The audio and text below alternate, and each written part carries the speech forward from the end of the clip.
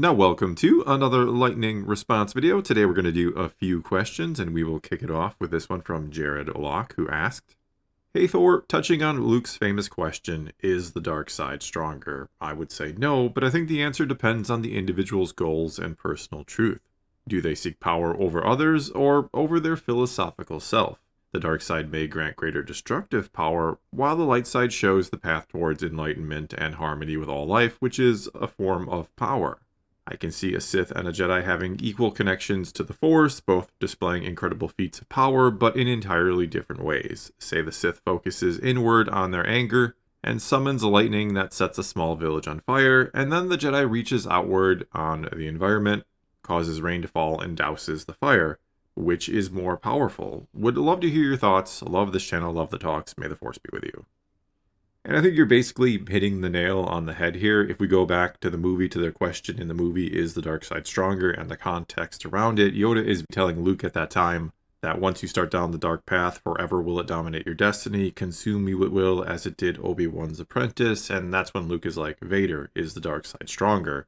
And what he's basically asking is, I know I'm going to almost certainly have to face Darth Vader at some point, to face the guy who, at this point in time, Luke believes is the one who killed his father. And did from a certain point of view, I guess.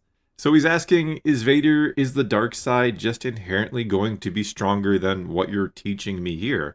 Does the light side have the ability to defeat someone like Darth Vader? Is it going to be, shall we say, useful in combat? And Yoda is telling him the big difference between the two, between the dark and the light, is it's just easier to get angry, to be selfish, to tap into your emotions, and to try to solve your problems that way than it is to stay calm and have the Force flow through you and guide your actions, instead of the dark side, which tries to kind of command the Force to try to use it to their advantage. It's just harder to learn how to use the Force in a selfless way, to just defend and for knowledge and that sort of thing, as Yoda says.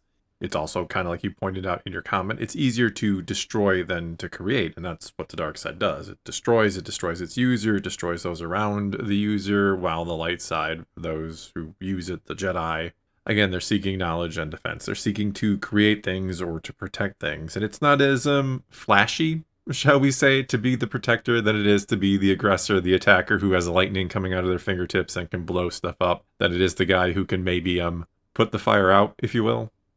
All right, and our next question here comes to us from Julian Lopez, who asked, "Hey Thor, if in a new future show or movie, maybe if the Rey movie or the James Mangold directed Jedi origin story ever get made, that will center on the Jedi, they introduced the idea of Grey Jedi into canon, how would you feel about that? I personally think Grey Jedi shouldn't be canon, but how successful Andor was with its morally gray characters, I'm worried Disney might take the wrong lessons away from it and make something like Grey Jedi canon. What do you think?"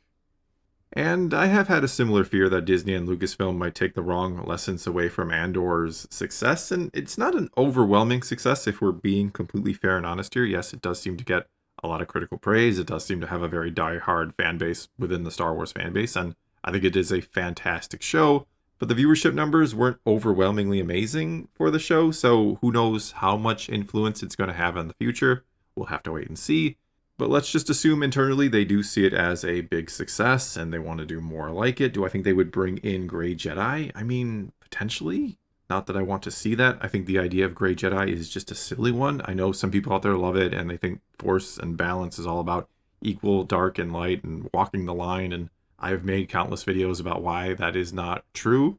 But I could see Disney and Lucasfilm looking at Andor and saying, oh, so people like this sort of thing. They like things that are not so black and white, shall we say, or just distinctly right and wrong. Even though I would argue Andor is distinctly, this is the good side and this is the bad side. What I've always said is great about Andor is it shows that the good guys can't always just be good guys and do the squeaky clean, morally right thing in order to defeat the greatest of all evils.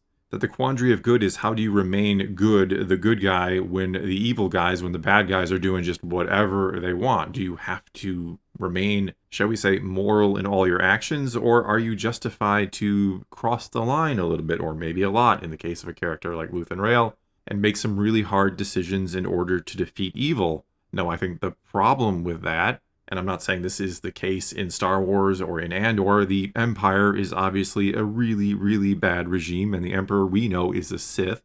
So we can look at some of the actions of the rebellion or some of the characters and say, yeah, they're kind of justified because they are literally fighting evil, literal evil, the embodiment of the dark side.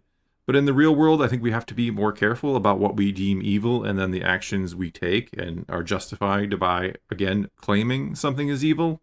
But either way, I don't want to see gray Jedi in Star Wars. I don't want to see them introduced into the canon, and some people might wonder why. You might like the concept, like I said before, and that's fine if you like it. I have no problem with you enjoying what you want to enjoy. But for me, it goes against the whole idea of what Star Wars is all about. And if you want to find out more, I'm sure you could type in Thor Skywalker Gray Jedi and find one of my many videos on this topic. All right, and let's do one more question here, and it comes to us from Hitting Things with Sticks, who asked, Hey Thor, A New Hope turns 50 in a couple of years and is a mainstay in Western pop culture. Disney has been making films for almost 100 years and isn't going anywhere, and it doesn't look like they will ever sell. What do you think Star Wars looks like in 50 years? Will it still be a part of the cultural zeitgeist, or do you think it'll be a relic from a bygone era, like big band jazz or going to the mall? And though I think I know exactly what you're asking here, basically you're asking, will Disney screw up Star Wars to the point where 50 years from now it's going to be thought of as something in the ancient past or ancient history, even though 50 years from now isn't that long from now? But anyway, I think that's what you're asking, but I also think there is an external question, one that doesn't really have anything necessarily to do with Disney's handling of Star Wars, and that, of course, is what the future of entertainment looks like. I mean, we are on the cusp of AI doing some really crazy things, I think. So will people still be going to the movies 50 years from now? Will people still be watching shows? I mean, probably something akin to that, or if not, pretty much the same thing. Hopefully people are still writing stories and creating movies. It's not just completely taken over by AI, or hopefully humanity hasn't been taken over by AI. So there is that question hanging over this one, like, what does entertainment look like in 50 years? Are we all just doing virtual reality, creating our own stories, just saying, hey, AI, make me a story about Star Wars and make me the main character, and I just go into a virtual reality and experience it that way, and nobody's really sharing stories anymore. We're all just taking whatever AI gives us. I don't know. But let's assume movies are still happening. People are still making movies. What do I think Star Wars will look like? Do I think it'll still be a big thing? And quite honestly, I think the next few years, what they do with Star Wars now or next is going to be the answer to that question. I think we are on the cusp of Star Wars falling well out of the cultural zeitgeist or pop culture. I think if this next round of movies isn't very good, I think people will just be like, yeah, that's great. Star Wars was this thing that was amazing once upon a time, and now it's this thing that Disney holds on to and cranks out for the few hardcore fans that are left. Because I do think they'll keep churning something out. I mean, they might just bury it for 10 years, put it in a closet, and try to bring it back out and say, ta-da, we're redoing it all over again. I hope you forgot what we did last time with it. But yeah, I think these next 5 years or so are going to determine the next 50, to be honest with you. I think if they can't get Star Wars right, if this next 5 years, this next round of movies and shows that they have for us are just not very good, I think most people tune out and they're not going to tune back in anymore. And 50 years from now, Star Wars will still be known. I think it'll still have fans. I mean, there's a chance I might be alive in 50 years and still talking some Star Wars. We'll call it senile Star Wars talk at that point.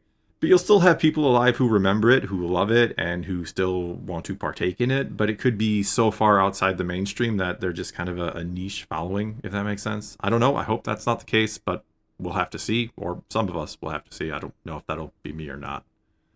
All right, well, that is going to be all I got for you this time. That is enough rambling for one video. So your turn. Take to the comments below. Tell me what you think the answers are to any of these questions, or ask a question for a future lightning response video. All you got to do, ask your question by starting off your comment with, Hey Thor. I try to answer it in a future video. But whatever the case may be, leave your comments below. Let's talk some Star Wars. And until next time, thanks for watching.